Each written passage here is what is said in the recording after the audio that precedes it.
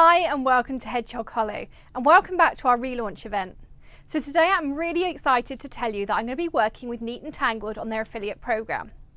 I was lucky enough that they sent me this month's new releases, and when I saw the mask that they'd sent me, I knew I had to grab my Oxide inks to show you some new techniques. So first of all, we're going to start with some basic blending.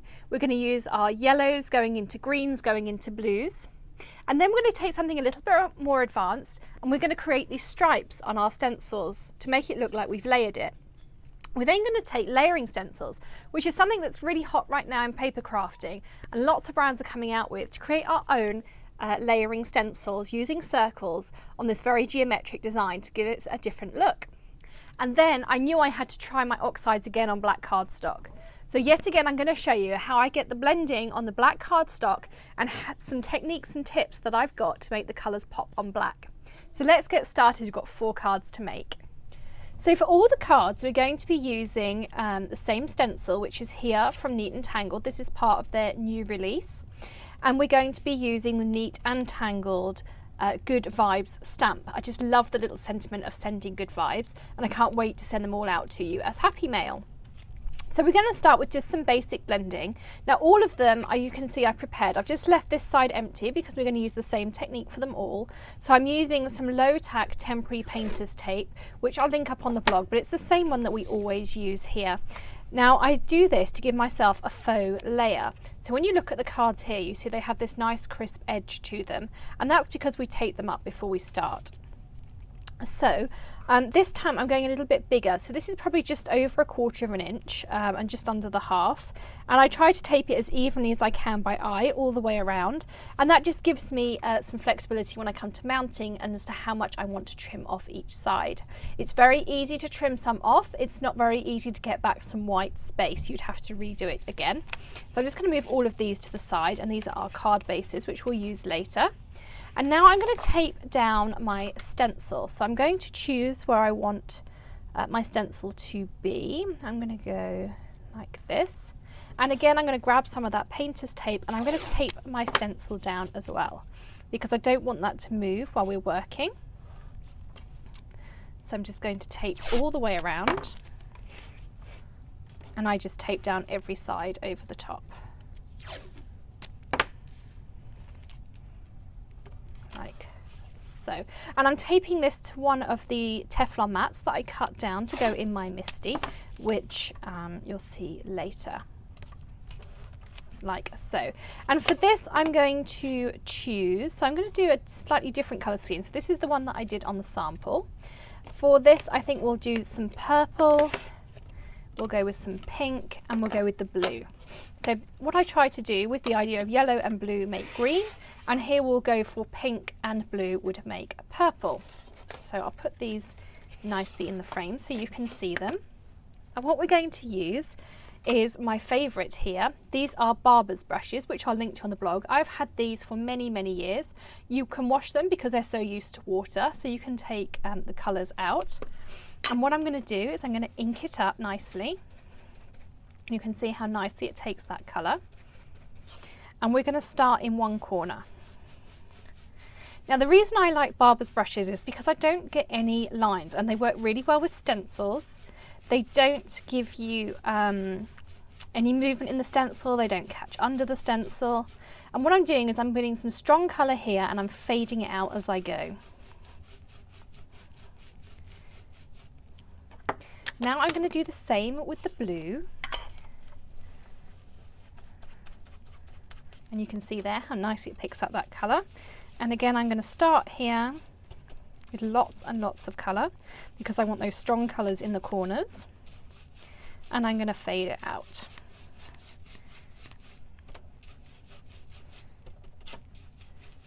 And the way I tend to pick up the colour is either in a circular motion if I want lots of colour, or if I just want a little bit, I'll just dab it on there. Okay, and now we can start with our purple. So the purple is going to go down the middle here, and I will grab this one. These are all freshly washed, so I'm not worried if they've already got a colour on them. And we're going to start in the middle, that being our strongest part, and then we're going to fade it out to the blue, and we're going to fade it out into the pink.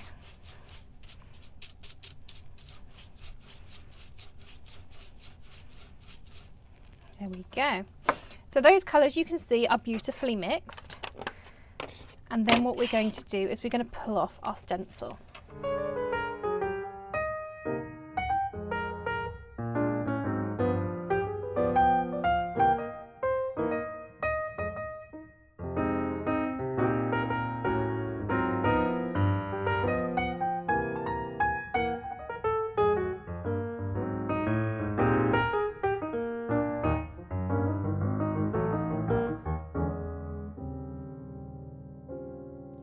Okay, so there we have our untaped piece. You also saw me clean off my stencil, and you'll see I clean both sides of the stencil. Something I'd recommend you do, because when you clean one side it tends to push the ink through to the other. So now we can stamp on top of our piece, and I'm going to use my Misty. So the reason I'm using my Misty is because I can put it in this bottom corner here. And you also saw me trim a small amount off each edge so it'll mount nicely. And I'm going to take the Good Vibes stamp set. And we're going to put it onto our piece. And by using a stamp press, every time we want to do it again on the next card, we haven't got to keep moving around our stamps, apart from this little flourish if you want to have it on the top and the bottom. So I'm just going to pick that up. And I am going to be using my Favourite Things Black Licorice Hybrid Pad, which will be linked up on the blog for you. And I forgot to mention at the beginning, I'm using some Nina white cardstock. It's really nice for blending, and it does take the colour really well as well. I could also use the distress paper, that would have worked too. But I just decided for this one just to use my standard white Nina. I'm just going to clean this off. And I'm going to restamp this little flourish in this corner. So this is the only one I'll need to move each time. And I can ink that up here. And it doesn't matter if a little bit of ink gets on the S, because it's going to stamp in exactly the same place, like this. And again, I'll give it a wipe off. Then I'm going to take some Nina Desert Sand, which I have pre-cut at Kinko's, or the FedEx office store as they are now. And I'm just going to fold that in half, as accurate as I can by eye. And I'm going to use my bone folder just to put that crease in. I'm going to use my Stampin' Up! Snail. And lots of you have asked me about other adhesives. I haven't had the time to research them yet, but I have ordered lots. And as soon as I find something that I'm happy to recommend to you, I will let you know. So that is our first card complete. So it's a different colour scheme to that, but exactly the same principle of how the two colours would mix together. So next up, we're going to try this beautiful striped card. So let me get my stencil taped on, which I'll just fast forward through, and then we can get started with our blending.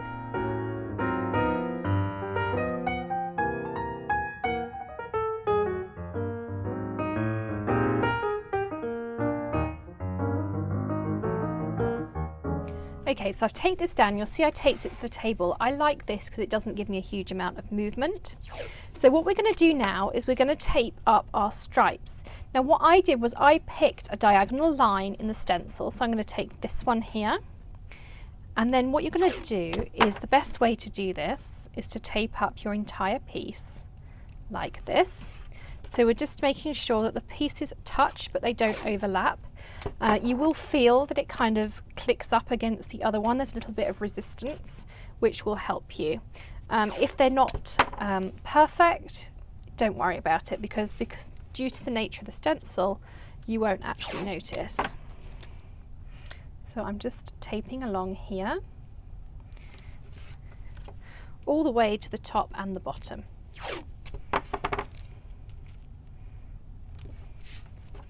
And this again is the low tack painter's tape, the same that we always use. If you've never watched a video here at Hedgehog Hollow, there's always a hyperlinked blog post underneath this video, and you will then be able to see some up close photographs, and also some links to the products that we show you. So there we go. So that's now fully done. Now you can start anywhere, but I like to work from one corner to the other. You could work from the middle out, you could do it in any particular way. And I'm going to use a variety of my distressings. So I'm going to take the 3 colours we used in the previous card. I'm going to add in some cracked pistachio and some spiced marmalade. And that should do for this one. So let's pick an order. So I'm going to go, I'm going to do my rainbow stone. So red and yellow and pink and green. Now I always get these the wrong way round, but we're going to go orange and purple and blue. So that's a nice selection, and I'll move them down as we get to each one. So we're going to start with our one lipstick, and we're going to lift up this piece of tape. Don't get rid of it because you're going to put it back when we do the next piece. So you can go as dark or as light as you want, and again we're just going to do that sweeping motion with our barber's brushes. And again, I'll link to these. I get mine on Amazon. They're fairly inexpensive. They're a few dollars each. Depending on how long you want to wait, you can order some cheaper ones, and they do take a while to get here. Or you can order some of them that are slightly more expensive, and they're here within a couple of days on Prime. So next up, we're going to do our cracked pistachio. And I haven't used this one.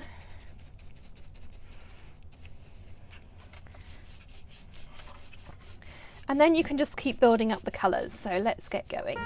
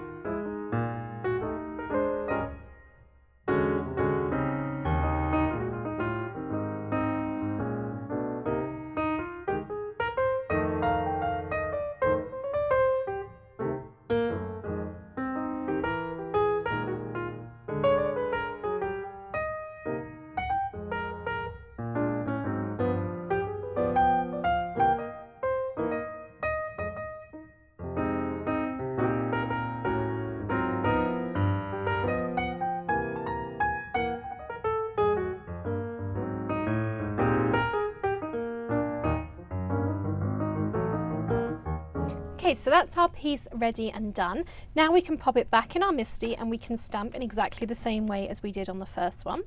It's a great opportunity to show you about stamp presses here. So I think I'm going to have mine this way up.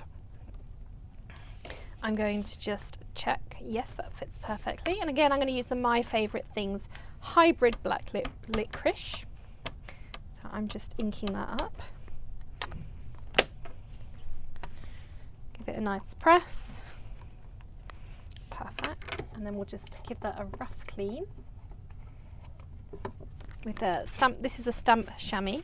It's great to use in stamp presses, and you can use it also to clean these areas around there too. Then we're just going to do our bottom flourish. Again, we'll ink up. There we go. We'll give it one more wipe. So that's our second panel finished. Again, I'm going to mount this up on some Nina Desert Sand that I've had pre-cut. So again, we'll just fold that in half.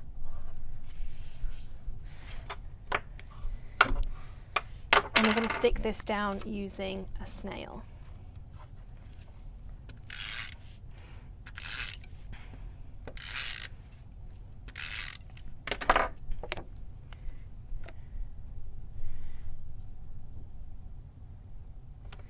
So that is our second card finished.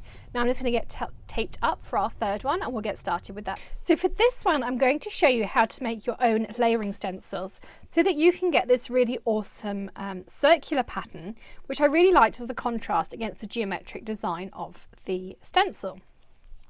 So to do that, what I've taken is just a piece of inexpensive cardstock that I had laying around from when I do things for Maddie's class gifts. What I've done is I've punched a variety of circles out, everything ranging from 3/4 of an inch up to 1 3/4 inches. Now I did this a couple of times before I found an effect that actually really worked. And the first thing you want to do is start in a corner. So we're going to start up this time in this corner. I'm going to use some spiced marmalade, some wilted violet, excuse me, some cracked pistachio and some worn lipstick. You need a good 4 colours to be able to get the right effect. So we'll start with some worn lipstick, and I will take this one here. And what we're going to do is we're just going to use this circle here. So we're just going to go over this patch. And then once we've done that, we'll lift this up. And I chose a different size of circle, and I went over here. Now you will see that there is a little bit of pink in just here. Now to cover that up, I took a circle and I just took a piece of the masking tape and I stuck that down. And then I went in with my, we'll go this time with some cracked pistachio, and hold that down, and we're going to fill in this circle. Then we're going to move it over to this side, and I'm going to go slightly off, and again I'm going to cover up this piece, and you can't see any of the cracked pistachio, but we'll go in with some wilted violet. Hold that down.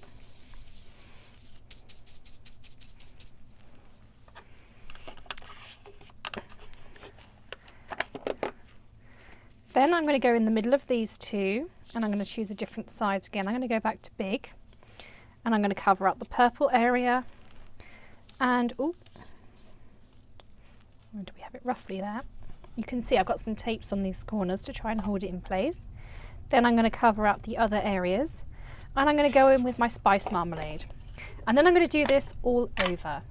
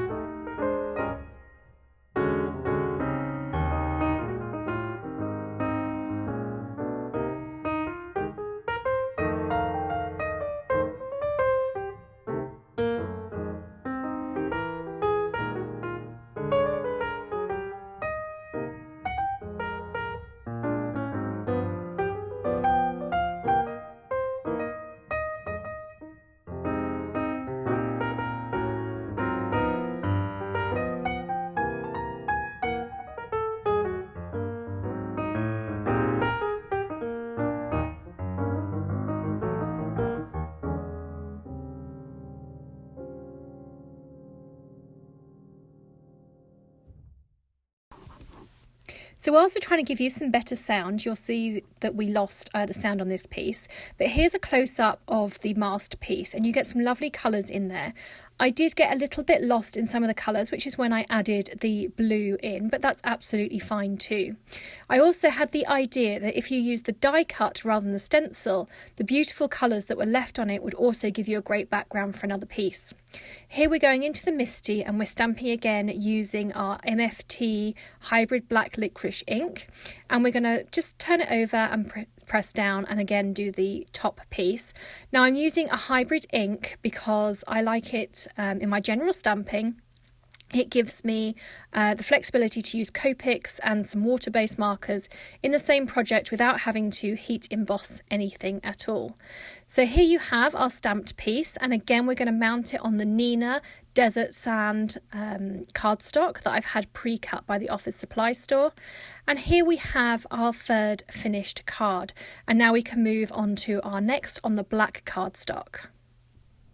So this is our final card, and I decided to try my Oxide inks on black cardstock. It was actually a tip my friend Bibi, when I showed her the other 3 cards, said, well, you haven't done one on black. This wasn't quite what she meant, but this is what I came up with, and I'm really pleased with the result.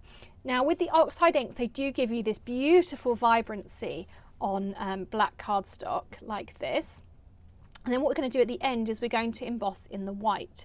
So let's choose our colours. So for this I've decided to go with cracked pistachio in the middle, fossilised amber in one corner, and a blend of the broken china and the faded jeans in the other. So to start with, I'm going to just get my pad and I'm just going to press it down.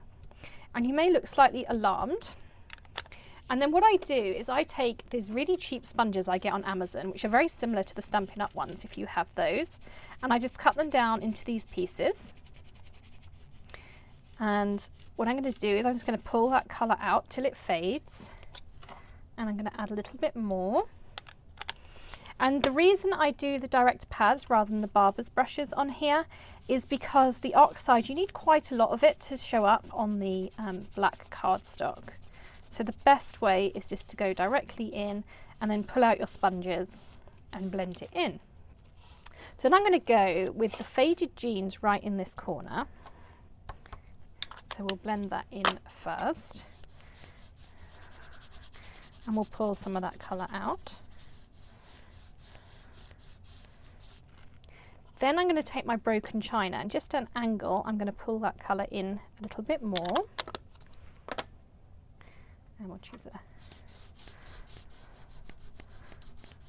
And don't be scared to be quite rough with it to pull out that colour. So I need a little bit more in this corner here.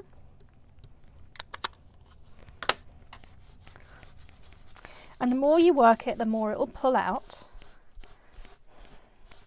And if you have any major issues, you can dampen, just very lightly dampen your sponge. The oxides react with water, so you can pull out the lines that way. But I really do mean a tiny, tiny amount of water. Then we're going to take our cracked pistachio down the middle, which as you all know is my favourite. And we'll grab another one of these. So one that is unused. Then I'm just going to work this. And they will give you a chalky sort of effect. And you can blend into the yellow and blend it into the blue. And if you have something that's being stubborn, you could also just pick up a little bit of the ink onto your sponge and just use it to pull it back out again. But I like some of those lines in there that this gives you.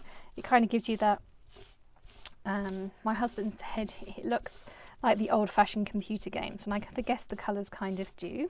So what I'm going to do is I'm now going to untape this and I'm going to heat dry it. And my biggest tip is to really thoroughly heat dry it, because if once we go to the embossing, which I'm also just going to fast forward through, you'll see otherwise the embossing powder will just stick to the wet ink. So dry it for as long as you can.